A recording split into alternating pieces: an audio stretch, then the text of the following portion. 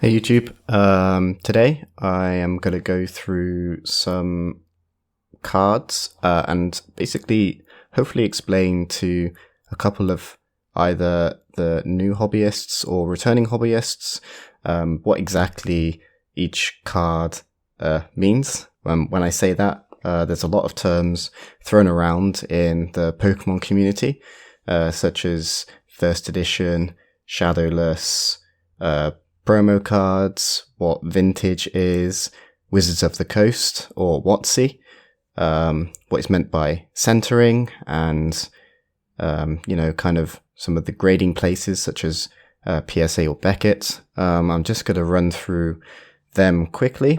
So if you're a more experienced collector, this video isn't for you. This is more for people returning to the hobby or that are new. So yeah, we'll jump straight into it. We'll first explain what exactly a first edition card is. I have a couple over here to the side, so it should be quite easy to explain. But here we have a Team Rocket's Charmander. You can tell that it's from the set Rocket, from this icon here. We'll go into further detail about that later, because the sets aren't always positioned on the right hand side of the card here. It just so happens to be that way for this Charmander.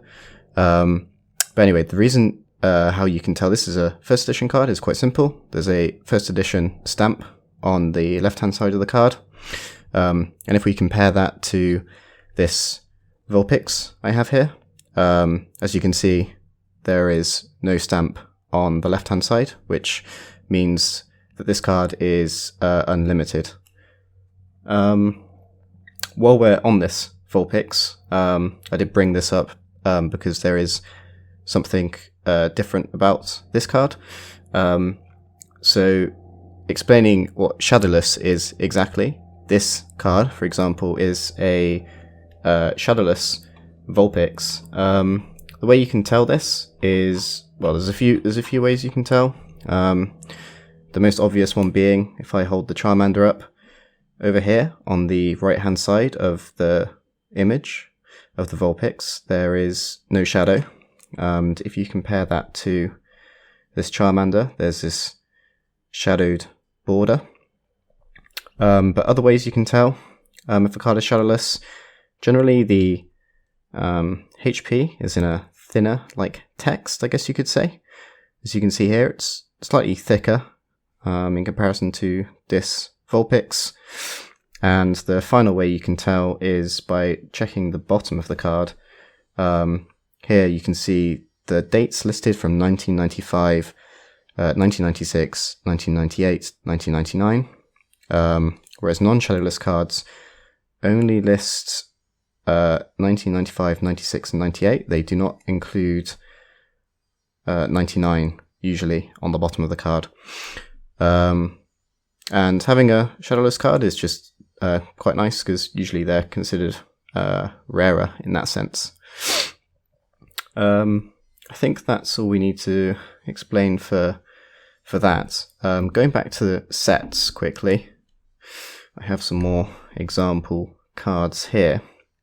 So on this first edition Larvitar, for example, similar to the Charmander we had earlier, the set is displayed on the right hand side of the card here by this symbol, though that isn't always the case for all cards. If we go further on to a card from 2009, the set symbol jumps down to the right hand side, so it's displayed alongside the rarity of the card in this instance, so the set's here. And then if we go to something more modern, from what time to forget what set this is from. I think it's from Hidden Fates. I think this is a Hidden Fates promo. Anyway, the set symbol jumps again to the right hand side next to, ignore this A, but there's the set symbol for the card. So it can be a bit of a pain finding out what set your card is from. Generally, the older the card, the set will be displayed here. Going into Diamond and Pearl, Platinum, kind of era. So just after Nintendo took over printing Pokemon cards, I think they moved the set symbols to around here.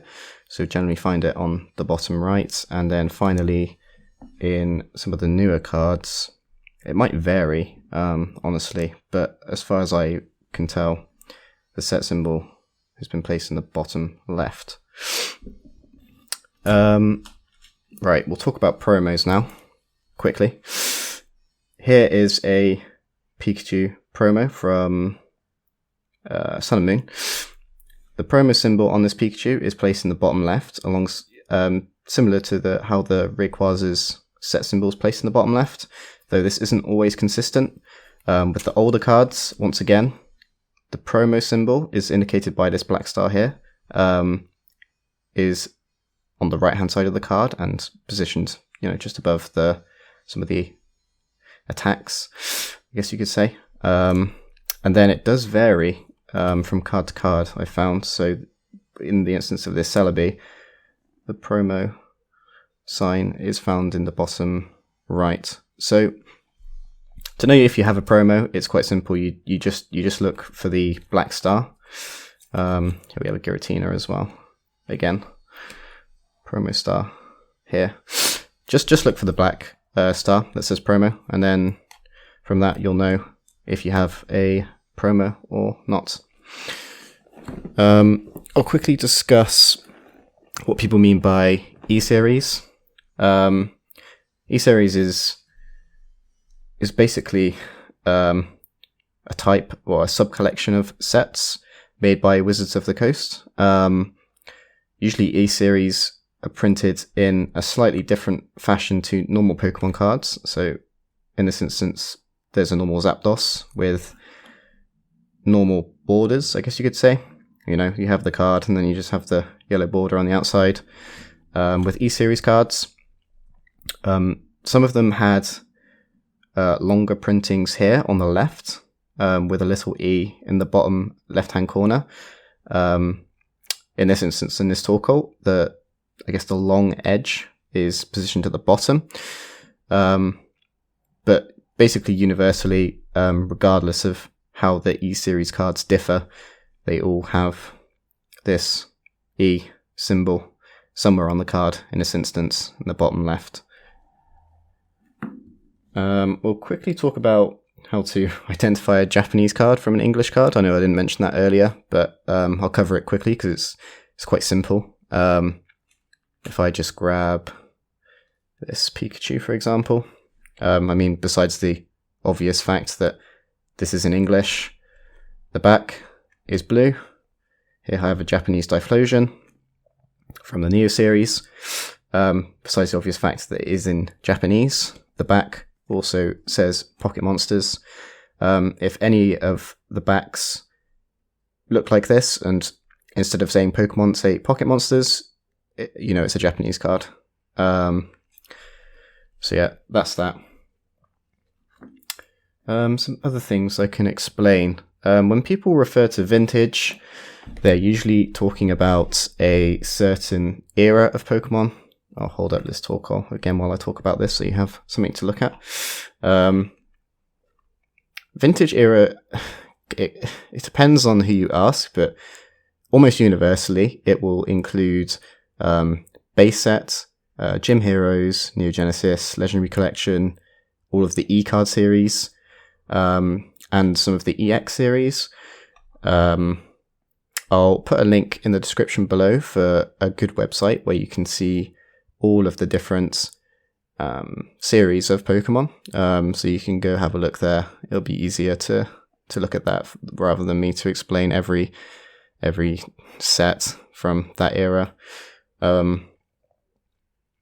Now, also people would probably consider Diamond and Pearl, Platinum, Black and White, and potentially Heart Gold, Soul Silver, and Call of Legends vintage. But like I said, depends who you speak to in that respect. I would consider it vintage. But then again, I'm a younger collector. If you asked an older collector, maybe they would not consider that a vintage set.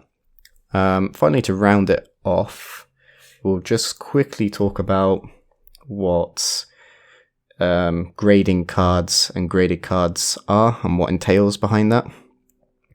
So here I have a Misty Seadra pre-release.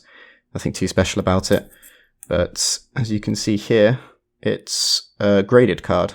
Grading cards essentially just involves sending in something like this. Gyarados, just a normal card. You basically just send it into a third-party service, and they look at the condition of your card. Basically, they assign it a score based off the condition. Condition can be graded in multiple ways. Usually, well, it depends on the grading service, I guess. Beckett does it with a 4-point scoring system, where they'll check the corners of the cards, the edges along the top, the surface of the card, and the centering. I'm not entirely sure if PSA does it the same way. They don't really disclose how they grade Pokemon cards. It's not really their primary business. They're more of a sports card grading service, but it is quite popular along for collectors to send Pokemon cards into PSA. But essentially, you pay a fee. If I sent this Gyarados in, I'd pay a fee of about £10, probably translates to about $10 as well. And you send it in. It takes forever, sometimes up to 2 months, for them to grade your card and get it sent back, and they'll assign it a score. In my case, this Seadra got a 9. I think I actually just purchased this. I didn't get it graded. But yeah, grade 10 cards are considered gem mint, which is the highest score you can get. And gem mint cards hold the most value because it's a mint card. You can't really fault it. And there's a couple grading services. So this one is from PSA, as shown here. Beckett's also another popular one. I don't own any Beckett PSA cards for you guys. I'll just keep holding this up for the time being, so you have something to look at. There's also CGC, which is a fairly new grading service. Though I can't say for certain, how that performs against these grading services, because I think it's quite new. And yeah, I think that's all we really needed to go through. If you guys think I've missed anything, feel free to comment. But hopefully that will allow you to understand your cards that you hold slightly better, and kind of give you a quick rundown of some of the jargon people throw out there. It can be a bit confusing sometimes, especially if you're new.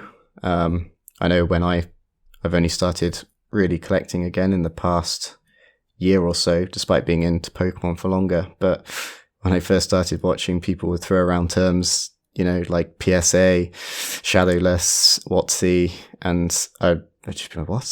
kind of lost here. But hopefully that will save you guys some time. And if we keep this video under 15 minutes, then should be all good, which it looks like it is. So I'll round it off there. Feel free to, like I said, comment. If you think I've missed anything, a like would be appreciated, and I'll catch you guys for some economics videos next. So I'll see you around.